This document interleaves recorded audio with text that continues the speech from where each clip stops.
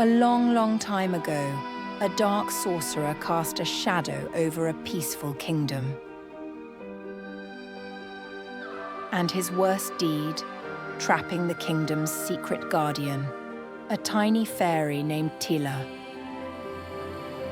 He sealed her inside a glass bottle with a powerful spell hidden deep beneath the royal castle. "Without your light," he sneered, "joy will fade and loneliness will grow." And you know what? He was right. As the years slipped by, a quiet sadness settled over the land. And in that quiet kingdom lived a young prince named Alistair. Now, Alistair wasn't a bad kid. He was just afraid. He believed that to be a good king, he had to know everything. He was so scared of making a mistake that he thought the only answer was to read every book ever written. And I mean, he read constantly. At breakfast, his eggs would get cold. At lunch, he'd barely say a word to his mom. At dinner, totally lost in the pages. His parents, the king and queen, would try to talk to him, but it was like he was in another world. "Alistair," the queen would say, "come for a walk." "The gardens are so beautiful," but he'd just shake his head. "I can't, mother. A king must be prepared." Soon he stopped leaving the library completely. He stopped running, stopped playing, stopped doing anything but reading. The royal doctor warned him, "Your Highness, a mind needs a healthy body." But Alistair just smiled and said, "How can I rule a kingdom if I don't first understand it?" Finally, his father, the king, had seen enough. With a heavy heart, he locked the library doors. "No more books," he said, "until you remember there's a whole world outside of them." Well, Alistair was lost. And honestly, a little angry. He stormed up to his room feeling more unprepared than ever. But that night, something magical happened. A beam of moonlight hit an old tapestry on his wall, and he noticed a corner was loose. Behind it was a hidden door. His curiosity got the better of him.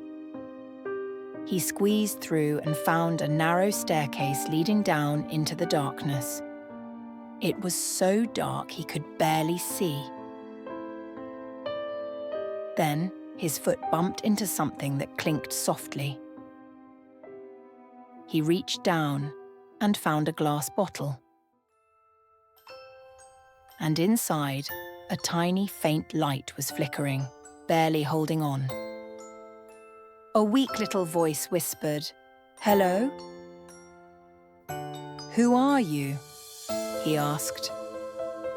"I'm Tila," the light whispered back, her voice faint and filled with a sorrow. "I was the guardian of this castle's joy. When the sorcerer trapped me, he trapped the happiness too. Though his dark magic finally took him, the strong spell remains. The shadows of worry and fear, they've been growing ever since." And in that moment, Prince Alistair understood. His own fear, the kingdom's sadness. It was all because of this. "How can I free you?" he asked, his voice filled with purpose. "The spell is broken by kindness," Tila explained. "You need to do just one thing for me. Go and do the most difficult thing for you right now, then return and tell me the most important lesson you've learned." Alistair stared at the bottle. The most difficult thing? It wasn't a quest he could read about. It was something deep inside. He didn't waste a second.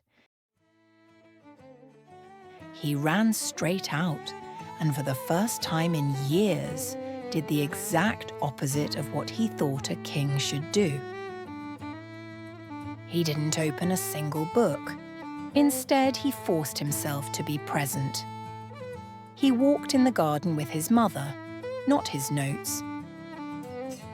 He practiced sword fighting with his father, focusing on the joy of the sport, not the history of the blade.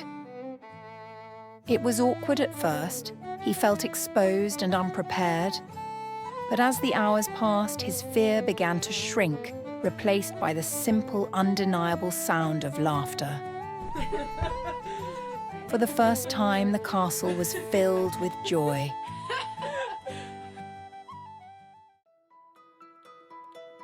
That night, he returned.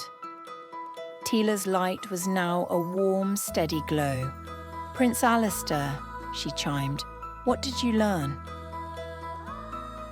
He smiled, the answer clear in his heart. "I learned that the most difficult thing for me wasn't a task I could study. It was choosing to be vulnerable. A great king needs a loving heart and a healthy spirit more than a head full of facts." The second the words left his mouth, the glass bottle dissolved into a beautiful, sparkling dust. Tila flew out, her light now brilliant and golden, filling the whole room. From that day on, Prince Alistair found the perfect balance. He still studied, but he also lived. And when he became king, he was wise, yes. But he was also kind and healthy and beloved by all. All because he learned that the greatest strength of all isn't in knowing everything. It's in knowing what truly matters. The end.